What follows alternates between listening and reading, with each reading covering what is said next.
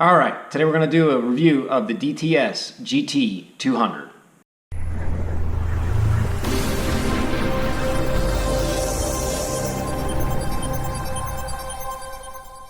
Okay, so first, what do you get in the box? Obviously you get the DTS GT200. One thing that's really cool about this is this antenna mount. I really do like that, how it's kind of like spring-loaded, so when it flips over onto the top, this can have a little bit of play there. Obviously you get the quad itself. It's all put together like this, down, put in this housing. Obviously the props are not on, and this GoPro strap is not there. That's from Race Day Quads, of course. But yeah, that's there. And then you do have to mount up your own receiver. They have the receiver cable coming up to the top. If you have an RXS-R, you should be able to just plug it right in. Or if you have a Spectrum receiver, you can swap out the dongle here and then plug that right into a Spectrum receiver. So that is there. Putting that aside, you get it's obviously two antenna tubes here, and these would fit right into these slots here for your antennas. You can see that here, and then you could clip those to size. I have an R9 receiver on here, so I'm not using those. You can see my R9 antenna right here. So place those aside. You get an extra canopy. This is aluminum. The one that's on this is carbon fiber. Prop nut, this is aluminum, so that's kind of nice. I'm going to keep that and use that in general. Extra dongle, two sets of props. These props are actually really good, so I'm going to try these out on my other quads. I put some HQ props on this to start, and it didn't fly awesome, but I put these on, and yeah, it flew a lot better on these. So I got to see the noise performance on these, but that's what was interesting to me. Screwdriver, some stuff, and some pads at the bottom here for some additional pads here for right here. Just breaking down the quad, it has the DTS branded motors on it. So let me show that right there, and they are 2206, and they are 2500 kV motors. They are pantsless, so no, with any of the dirt out the bottom. One thing that's, carbon fiber seems nice on this. It has these protective pieces here for the motor, and those can come off. So those screw in, like if I look here on the bottom, these unscrew right here. It's like an additional plate that goes on the end of the arm. So when you unscrew the motor mounts, that can come off. So if you get this scuffed and beat up here, you can take this off and get replacement parts. If you go to the DTS website, this kind of reminds me of old RC cars I used to have, where you can go to their website and they have all the parts here for this whole thing individually, and you can purchase those for any of the replacement parts. One thing that is kind of unique about this is this stack. It's a all-in-one stack. So it's the ESC, the flight controller, and the VTX all crammed, all put into this. Now what's a little different is custom. So I just can't grab any flight controller and put it into this. I guess you could if you just remove this whole thing and start kind of modding it. But you can buy this whole unit. So it's the ESC, the flight controller, and the VTX all in one thing. I think it's around $80 or whatnot, so that's not too bad. But if anything breaks, obviously that's in there. The current version does not support black box logging, so that is something missing. And there's no, you can't connect any UARTs on this. There's no exposed UARTs. I think that's something they're evaluating. I kind of brought up the black box logging, that there's none there, and they're taking a look at that. Other than that, this flies really well. I'm going to put up some flight footage on it. This is a RunCam Eagle camera on the front, so that's pretty good quality. Motors have good punch. Yeah, everything works pretty well. You have the dongle coming up. I had to cut the dongle connection here because I'm putting in my R9 receiver, and I just soldered that up manually, strapped it down, kind of fit the wire through here and connected it. But I do like that this is in this protective case. So it's going to be a little bit more resistant to debris. One thing I don't like, this comes with props reversed, and one thing I don't like about that is it throws all kinds of stuff into your stack. I usually don't run reverse props, but on this one it works pretty well. Reverse props have their advantages. Flings you off of gates and things of that nature. but it throws all kinds of stuff in your stack, which usually deters me because the stacks are kind of open. Well, in this case, it's not open. It has this enclosure, a little bit more resistant to any water or whatnot, if you're landing in some wet or crashing in some wet grass, things of that nature. This carbon fiber on the arms seems good quality to me. It's chamfered, so it's not, you know, there's a little bit of quality going on there. This is chamfered here and all around. And then this plate up here, you know, fitting the GoPro on here works pretty well. I can't, I'll show you a picture of the GoPro. I'll flash that up on the screen here, but I'm recording with the GoPro, so I can't show it and record it at the same time. You do have some mounts here, and that's what the Allen screws are for, so you can, you know, adjust the camera angle and it locks it in pretty well. So that is there. Of course, let's get the weight on this. So the dry weight on this with receiver, everything minus GoPro or battery is going to be 376 grams. If I throw on a battery on top of that, so you're around 560 grams. So pretty light. Let's compare that. So let's do dry weight of, this is the Nova frame. Dry weight is 378 grams. Adder battery 562, so about the same. So these, you know, weighs about the same as the Nova. If I compare that against this is a Martian 2 frame. Let's compare that on here. What do we get there? 468. So she's the fat boy. She's heavy. Now I got a little light camera on here. That doesn't add too much, but yeah, it gives you a sense of the weight. This to me is something great for somebody that's not into building and they just kind of want to fly. This is a good option. It's all pre-assembled. If you need new equipment, you know, you can just grab that whole stack VTX. The VTX is smart audio, so you can adjust your frequency and power and all that, which is really nice. And hopefully they're going to release a new version of this stack that you can hook up to one of the UARTs, so you could put a GPS unit on it, or also a black box, so you can do some black box logging with an external logger.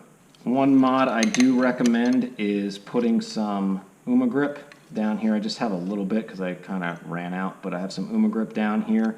That gives you extra battery, you know, stickiness or whatnot. So I got a little, just that little bit of grip helps a ton. If you're not aware of what grip is, it's a battery pad. It's amazing. You should not fly batteries without it.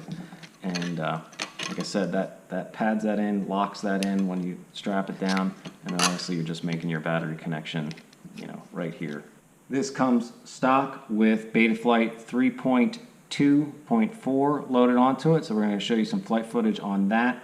I did a little bit of a pit tune on that to increase flight performance and prop wash on it, so we'll take a look at that. And then we'll put Betaflight 4.0 on this and see what we get from that. So we'll do 3 different flights, the one on the stock, DTS settings, my 3.2 settings, and then my 4.0 settings. And I'll paste those diffs down below.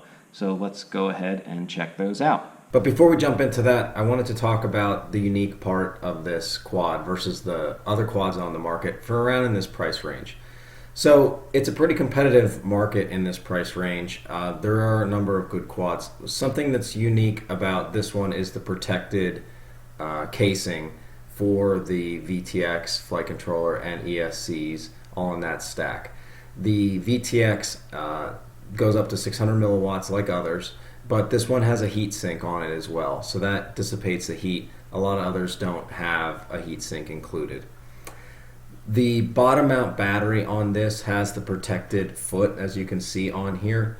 I don't see that in others. In addition, the same thing on the top for, there's other quads similar structure like this, but they don't really support as well, it seemed to me at least, the GoPro mounting. This has a specific slot up here to, you know, put your strap through, and you can see on here I just mounted the GoPro right up to it. If you use a one of the gelled backed battery straps, that holds it extremely tight. It kind of wedges the GoPro, if it's a Hero Session 5, wedges the GoPro in here on both corners, and then it really sticks it in.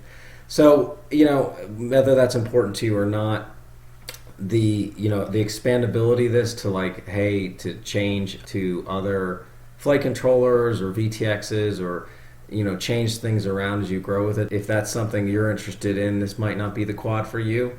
But if you're, again, wanting to keep it simple, want to have a little extra protection, I think some of these other features, the foot, the VTX having the heat sink, it all being enclosed in that protected case, and then how they facilitate to have a GoPro on top, and you can see here it kind of all works together, then the GT200 might be a quad that makes sense for you.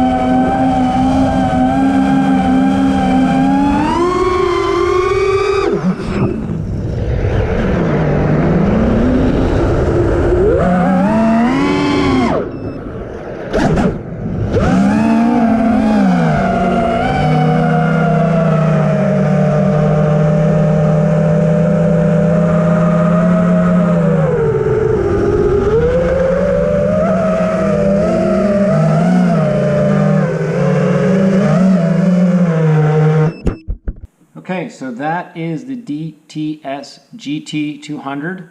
You can just wire up your receiver and you're ready to go. Thanks everybody, and I hope this helped.